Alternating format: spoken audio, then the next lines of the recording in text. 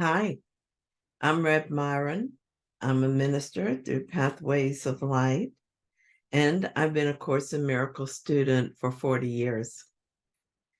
This year, I decided to read the text again, and so I'm doing that a paragraph or two at a time, asking Jesus for clarity. And then I write from that clarity, and that's what I'm sharing with you today. So we're on chapter 3, section 3, and we're on the last paragraph and perception versus knowledge. So paragraph 6, right perception is necessary before God can communicate directly to his altars, which he established in his sons. There he can communicate his certainty, and his knowledge will bring peace without question. God is not a stranger to his sons, and his sons are not strangers to each other. Knowledge preceded both perception and time and will ultimately replace them. That is the real meaning of Alpha and Omega, the beginning and the end. And before Abraham was, I am. Perception can and must be stabilized, but knowledge is stable. Fear God and keep his commandments becomes know God and accept his certainty.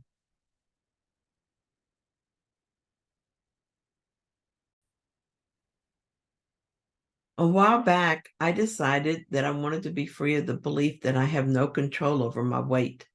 For such a long time, I've told myself that I can't help it when I eat, when I'm not hungry. I blamed it on uncontrollable cravings. I blamed weight gain on my metabolism. It seemed not to be fair. I didn't eat much, and yet the number on the scale was steadily climbing. I finally decided that this was all ridiculous and that I was ready to accept responsibility for my actions and the beliefs that drove those actions. That was my first step in stabilizing this particular perception. The second step was following up on that decision by making a commitment to allow my mind to be healed of these false beliefs. I decided to change, but I had to master that decision. It felt like my beliefs imprisoned me. It was like a box I couldn't get out of, and I kept bumping into the sides and hurting myself. I felt like my whole life revolved around what I ate. I was either afraid of my food choices, confused about what I should eat or what it meant, or feeling guilty about what I ate. Finally, I became tired of this and ready for a final solution. So, having made that decision, I'm now vigilant for thoughts that keep me imprisoned in this story of being a victim to food, to this body, to my own choices. When I notice them, I ask for a miracle. I ask that my mind be healed of these beliefs, and I accept the atonement in this situation. This is the way I allow my perceptions to be corrected and thus stabilized. I know this works because I did it with time, and it feels so good to be free of the idea that time is real and that it's my job to work within those fixed boundaries. Another area where I'm making this correction is with sickness and pain. I'm allowing my mind to be healed to the belief in pain, sickness, and death. I say that as I sit here with allergies and hoarseness, but though I have symptoms, I'm not suffering. Suffering, on the other hand, is when I think something should not be happening, and I'm at war with it. There's nothing to fight against. I know that I made this up. Pain, sickness, and suffering are impossible because they're not in God. I open my heart to love and ask that my mind be healed of the belief in pain and sickness that I still cling to. Politics is a place in my mind where my perceptions are unstable.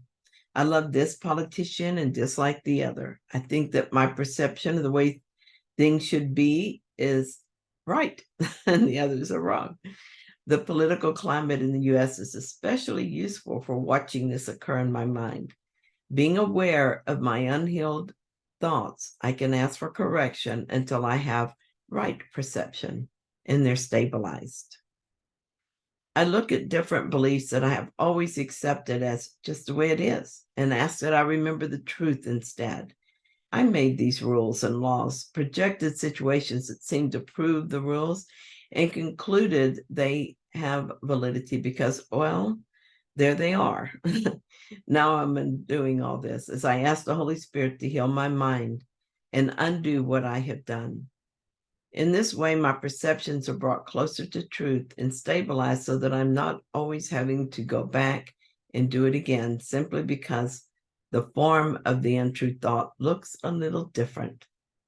When my perception is completely stabilized, God will be able to communicate his knowledge directly to me. He will reveal the truth, and I will no longer simply believe, but I will know, never to waver in that knowing, never to question the truth again. I knew before, and I will know again. Thank you so much for sharing this reading with me. I hope that you found it helpful. If you did, then please like it. And if you haven't yet, please subscribe. And I'll be back tomorrow with another reading.